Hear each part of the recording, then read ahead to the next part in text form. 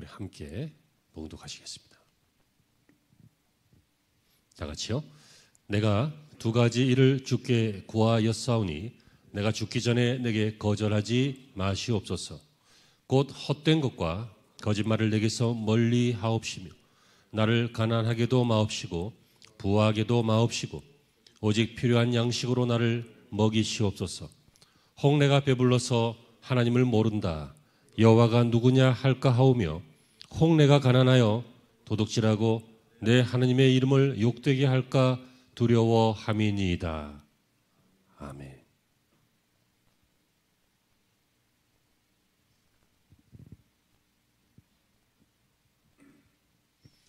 할렐루야. 좋은 주일 되시기를 축복합니다.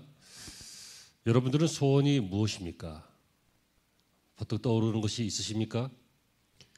누구나 소원이 있습니다. 누구나 바라는 것이 있다는 것입니다. 대부분 건강, 장수, 성공, 부요, 명예 이런 좋은 것일 것입니다. 내 소원은 인류가 폭망했으면 좋겠어. 나라가 절단났으면 좋겠어. 지구가 갈라졌으면 좋겠어. 이런 소원을 갖고 있는 사람들은 거의 없을 것입니다. 환자 외에는. 다 좋은 소원을 가지고 있습니다. 소원은 시대마다도 다릅니다. 나라가 가난할 때는요, 소원이 무엇이었습니까? 배 안 곪고 쌀밥에 소고기국 먹는 게 그게 소원이었습니다. 굶는 사람들이 워낙 많았을 때는 그렇지만 요즘은 그렇지 않으니까 쌀밥에 맛있는 국 먹는 게 소원인 경우는 별로 없죠. 다른 소원이 생기죠. 시대에 따라 그렇지만 개인적인 시절에 따라서도 소원이 달라집니다. 아이 때 소원과 어른 돼서의 소원은 다릅니다. 아이 때의 소원은 굉장히 나이 먹고 보면 사소한 거였습니다. 예전에 어떤 목사님이 간증을 하는데요. 제가 중학교 때 그 근처에 옆집에 근처에 사는 그 여중생이 너무 이뻐갖고 하나님 앞에 기도했대요. 사귀게 해달라고. 그랬더니 하나님이 기도에 응답을 안 하셨대요. 그리고 굉장히 섭섭했대요. 한참 지난 다음에 고등학생이 돼서 지나가다가 우연찮게 마주쳤는데 내가 그때 왜 그렇게 죽고 못 살았지 싶더래. 그러니까 그때만 그랬던 거지. 좀 지나니까 또 달라진 거예요. 이렇게 아이 때의 소원은 변하기가 쉽고 또 사소한 것일 수도 있고 그래요. 근데 어른이 되면 소원이 좀 무거워지고 구체적이 되고 그래요. 그리고 아이 때는 나를 위한 소원이었다면 어른이 되면 가정을 위한 소원, 자녀들을 위한 소원 이런 것들로 바뀌죠. 사람마다 소원이 다릅니다. 시대마다 소원이 다릅니다. 시절마다도 소원이 다릅니다. 개인의 입장에 따라서도 소원이 다릅니다. 그런데 저는 오늘 여러분에게 그리스도인으로서 가져야 할 소원에 대해서 아굴이라고 하는 사람의 신앙 고백을 통해 명확하게 이 두 가지를 배우는 시간을 갖고자 합니다. 왜냐하면 이 사람의 소원은 정말 수준 있는 소원이었고 멋진 소원이었고 그리스도인다운 소원이었고 저와 여러분들이 본받을 만한 소원이기 때문입니다. 하나님께서 솔로몬에게 이렇게 말씀하신 바가 있습니다. 솔로몬이 1000번제를 통해서 하나님을 감동시켜드리자 하나님께서 그에게 나타나셔서 뭐라고 하십니까? 내가 내게 무엇을 줄고 너는 구하라. 이때 솔로몬은 내가 내게 무엇을 줄고 구하라 했더니 멋진 소원을 말했습니다. 욕심대로 안 하고 세상 것으로 구하지 않고 믿음으로 구했습니다. 그래서 하나님께서 주신 이 백성들을 잘 다스릴 수 있도록 지혜를 구했습니다. 하나님이 감동하셔서 어떻게 됐습니까? 그 소원이 이루어졌습니다. 우리의 소원이 하나님을 감동시키는 소원이라면 이루어집니다. 아멘이십니까? 우리의 소원이 아무짝에도 쓸모없다면 그거 이뤄서 뭐 할 거겠습니까? 그 목사님 간증처럼 중학교 때 그 여학생하고 사귀어서 뭐 하겠습니까? 고등학생 때 보니까 별거 아니더구만. 이렇게 안목이 바뀌는데. 그러므로 사랑하는 성도 여러분, 저와 여러분의 소원이 무엇인지 한번 오늘 혹은 지나간 소원이 가슴에 있다면 그것을 가지고 점검하면서 저와 여러분들의 소원이 좀 귀해지고 가치 있어지고 또 이룰 만한 소원이 되는 그런 시간이 되었으면 좋겠습니다. 오늘 이 글의 저자는 아굴이라고 하는 사람입니다. 아굴이 잠언은 전부가 솔로몬의 글이 아니에요. 솔로몬의 글이 대다수이긴 하지만 시편도 전부 다윗의 글은 아니에요. 다른 사람들의 글도 많이 들어있어요. 이 아굴이라고 하는 사람은요, 오늘 본문 7절에 내가 두 가지 일을 주께 구하여 싸우니 내가 죽기 전에 내게 거절하지 마옵소서. 그러니까 내가 살아있는 동안에 이걸 들어달라. 그러니까 내 인생에 이 두 가지 소원은 하나님 들어주세요 라고 기도하고 있습니다. 그 두 가지 기도 이제 함께 나누겠습니다. 첫 번째, 따라합니다. 정직한 삶. 좀 크게 또박또박 시작. 정직한 삶. 여러분 참 이상합니다. 8절에 보시면요, 곧 헛된 것과 거짓말을 내게서 멀리 하옵시며. 하나님, 내가 살아있는 동안에 죽기 전에 이것을 이루어 주옵소서. 그러니까 내 평생 동안 이 소원 좀 들어주세요 하면 첫 번째 그의 소원은 이거 주세요 저거 주세요가 아니라 내 삶이 정직한 삶이 되기를 원합니다. 이렇게 말합니다. 에릭 프롬이라고 하는 사회심리학자 들어보셨죠? 이 사람이 인간을 심리학적으로 두 부류로 구분했는데요. 하나는 소유지향적인 인생, 하나는 가치지향적인 인생, 이렇게 둘로 나눴습니다.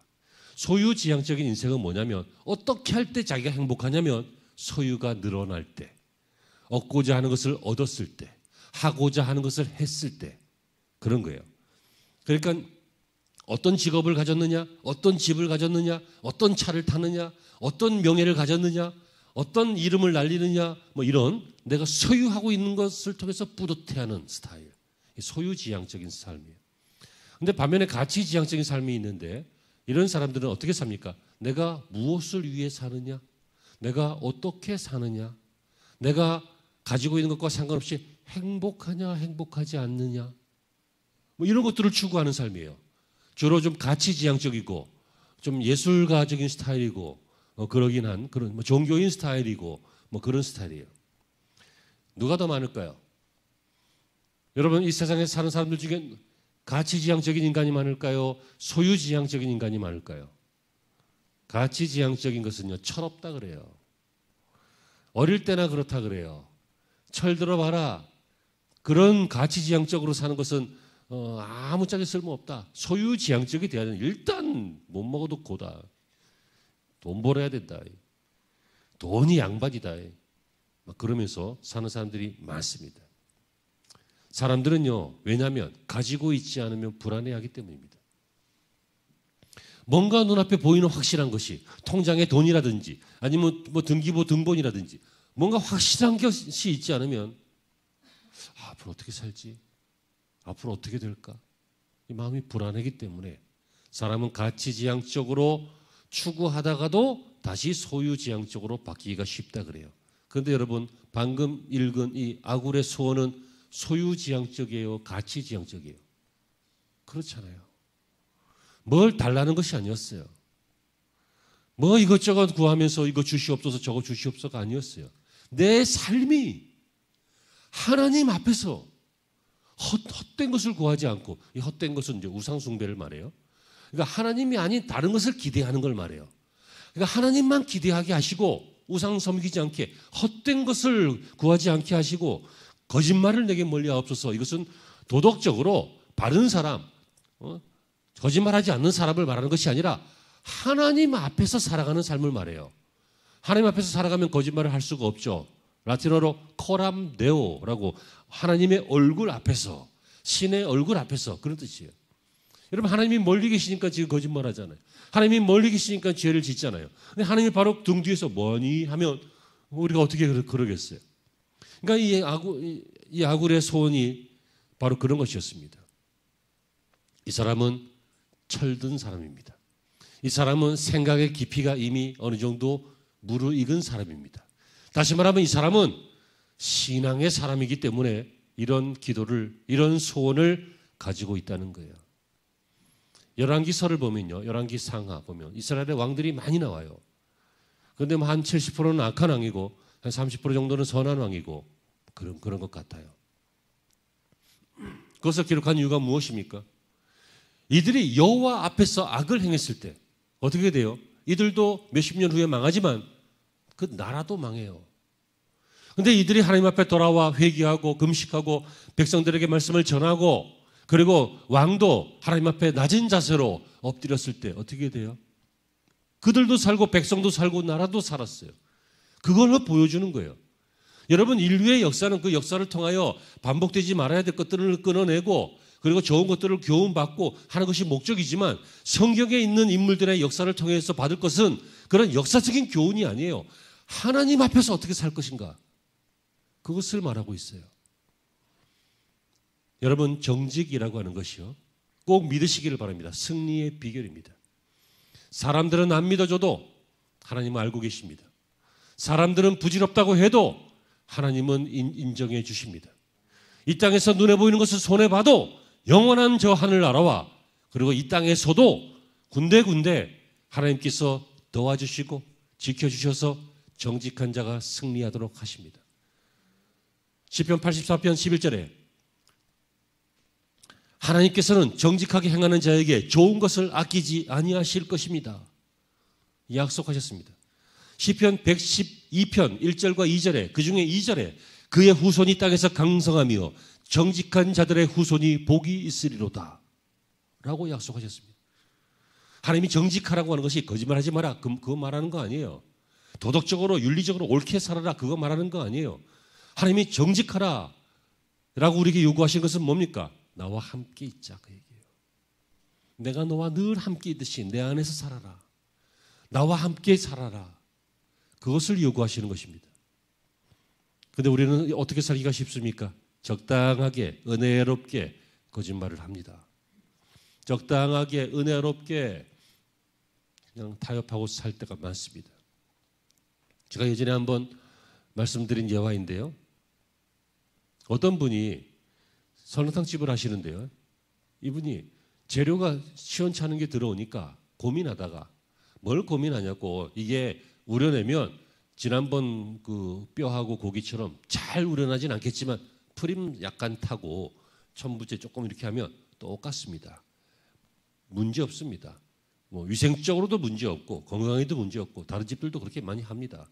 하고 공급업자가 얘기하니까 고민을 하다가 그냥 신의 한 수를 내렸죠. 뭡니까? 장사 접은 거예요. 하루인가 이틀인가.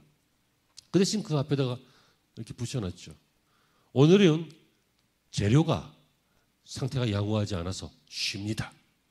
다음 날 더 정성껏 다시 만나 뵙겠습니다. 이런 거 해서 딱 붙여놓은 거예요. 어떻게 됐습니까? 손해봤죠. 하지만 나중에 어떻게 됐습니까? 사람들이 믿고 먹어요. 그리고 정직한 집이라고 하는 인식 때문에 점점 가게가 더 잘 됐어요. 나중에는 맛집이 됐어요. 대박이 운이 좋아서 나는 게 아니에요.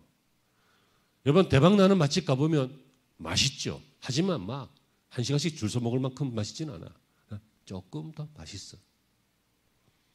대박은 어떤 집 가면요, 막 구석진데 후미진 데 있는데 장사가 되게 안 돼. 근데 맛있어. 소문 좀 내줬으면 좋겠어요. 여러분, 사람이 소문을 내도 맛집으로 막 나중에 시간 되면 올라갑니다. 근데 하나님이 칭찬하시고 소문 내면 전 세계적으로 그렇게 될지도 몰라요. 아멘. 꿈을 가져요. 내 능력을, 내 재질을, 내 어떤 상황을 스스로 이렇게 딱 제한하지 말고 하나님께서 하시면 얼마든지 멋진 일에 쓰임 받을 수 있다라고 믿는다면 하나님 앞에서 정직하게 살 수 있다는 얘기예요. 그리스도인의 소원은 장사가 잘 되는 것 아닙니다. 큰 돈 버는 것 아닙니다. 분점 내는 거 아닙니다. 내가 분점을 내던 장사를 하던 장사가 잘 되던 안 되던 아무 상관없이 허망한 것을 쫓지 아니하고 여호와 앞에 정직하게 행하는 것입니다. 이것이 우리의 소원이 되기를 바랍니다. 하나님이 그 소원을 기뻐하실 줄로 믿습니다. 두 가지라고 그랬어요. 두 번째 소원 뭡니까? 8절입니다. 나를 가난하게도 마옵시고 부하게도 마옵시고 오직 필요한 양식으로 나를 먹이시옵소서. 다시 말하면 만족한 삶, 자족한 삶, 그것을 말하고 있는데 많은 성도들이 이 구절을 오해합니다. 나를 가난하게도 마옵시고 부하게도 마옵시고 필요한 양식으로 먹이시옵소서 했더니 나를 부자 만들지 말고 또 가난뱅이도 만들지 말고 적당하게 만족할 만큼 그렇게 잘 인도해 주십시오 라고 생각하는데 그 뜻이 아니에요. 여러분, 성도가 왜 부자 되면 안 돼요? 또 성도가 살다 보면 가난해질 수도 있는데 그건 또 왜 안 돼요? 여러분, 특별한 이유 때문에, 목적 때문에 가난해질 수 있어요. 복음 전하는 사람들은 대부분 가난해요. 큰 교회 목사님들 빼고는. 그리고 또 특별히 인생 중에 환난의 때를 지내시는 성도들 있잖아요. 가난할 수 있다고요. 예수님이 가난한 사람 얼마나 사랑하셨어요.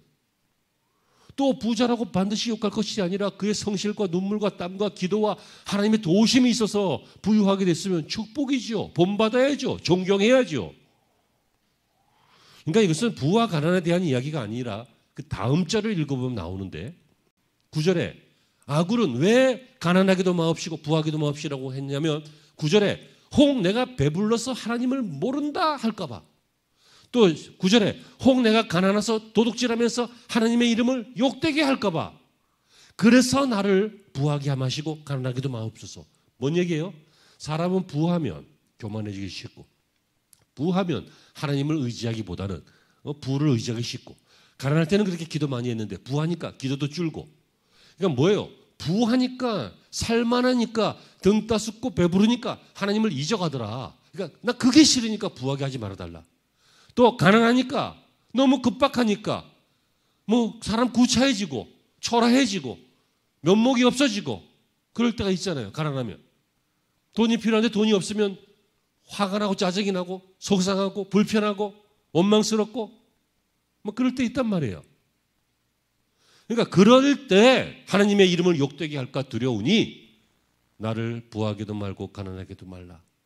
이게 뭐예요? 스스로 자신의 인생을 잘 들으세요. 이게 답이에요.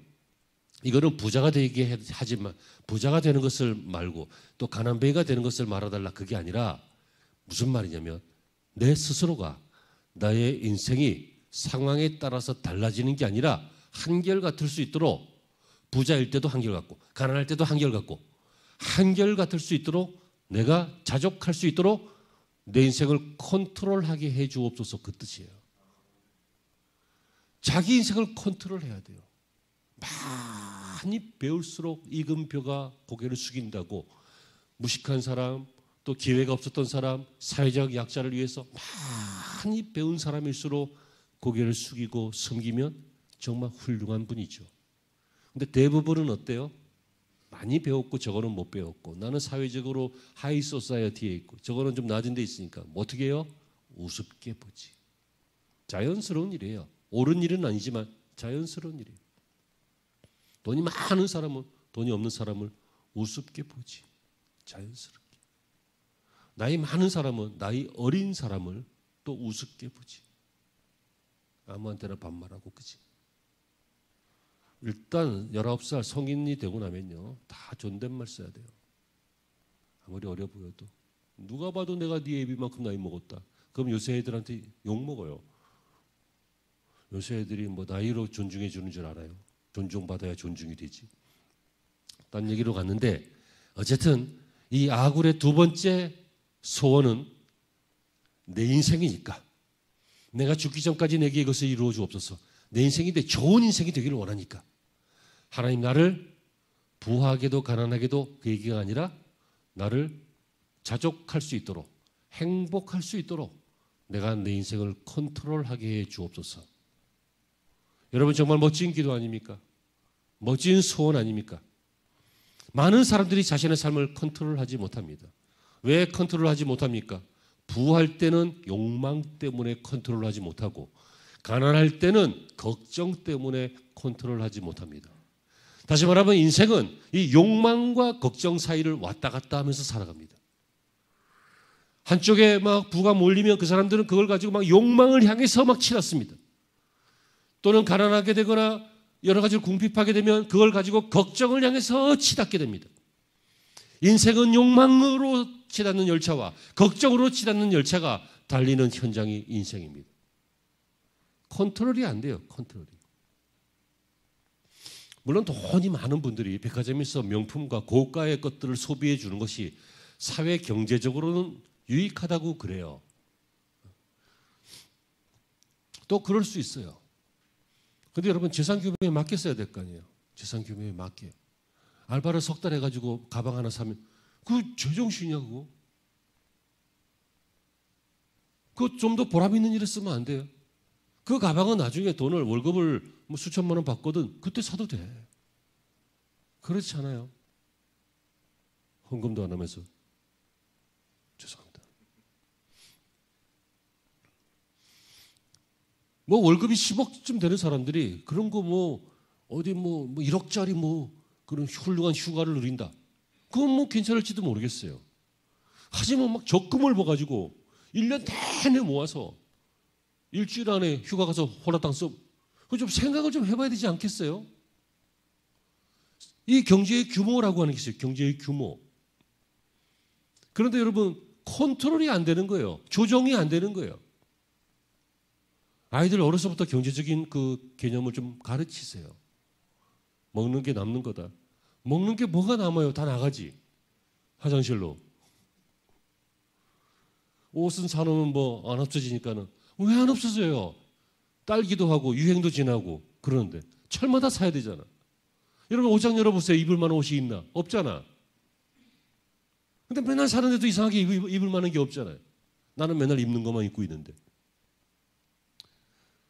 욕망과 내 자신의 삶이 결합되면요.